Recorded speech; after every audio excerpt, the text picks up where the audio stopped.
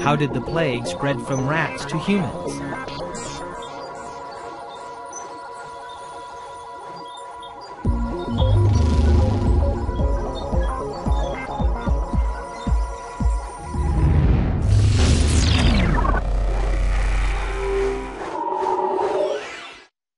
It's dawn in Washington State's Gifford-Pinchot National Forest.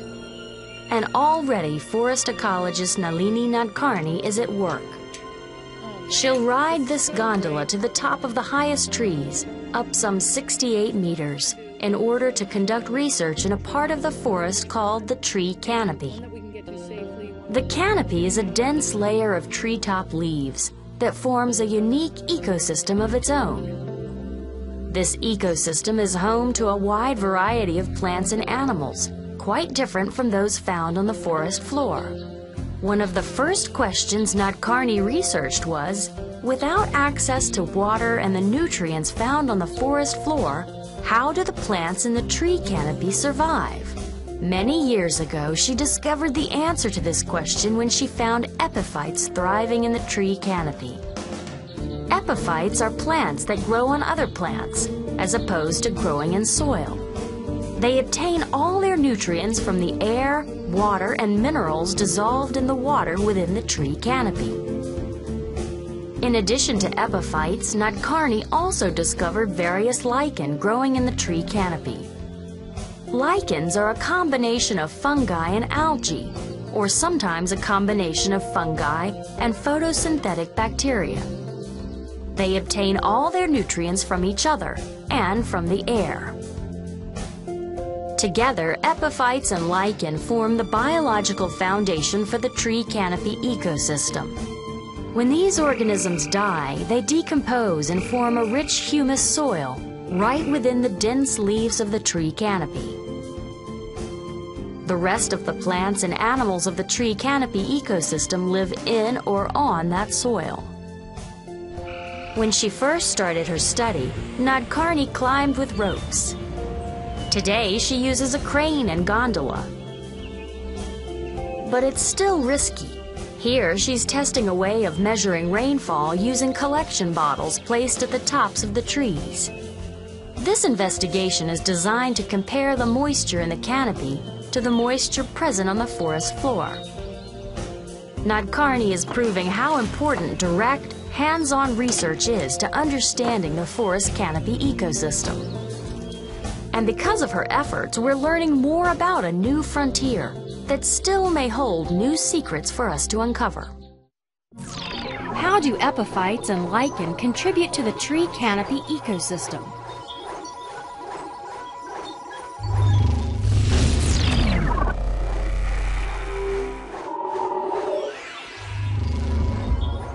As you watch this segment, think about the relationships that fungi have with other organisms. Sometimes looking at the world, you see only the surface of things. Take this tranquil rainforest. On the surface, it looks like a quiet landscape.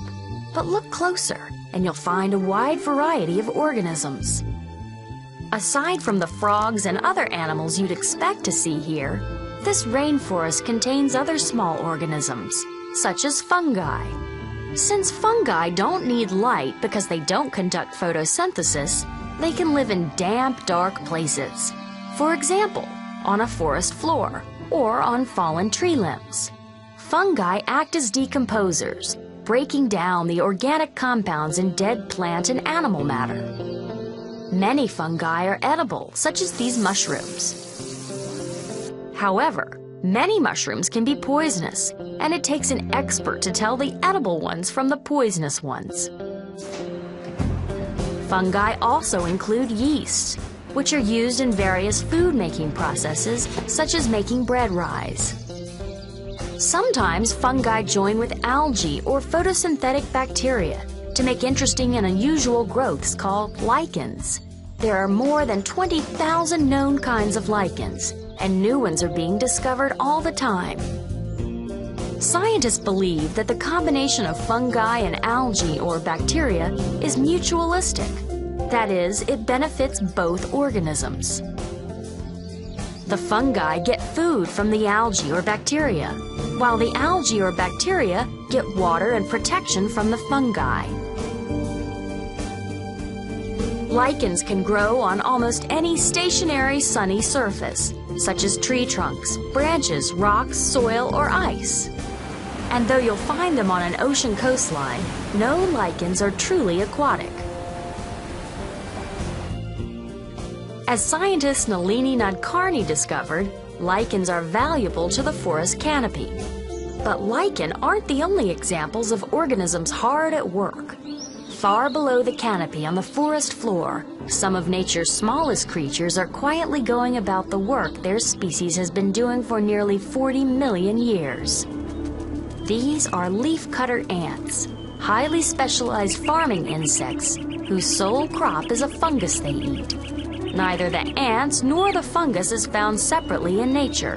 The ants instinctually form groups with specific jobs. Worker ants look for leaves found near their nest, cut semicircles out of them, and carry them back to the nest.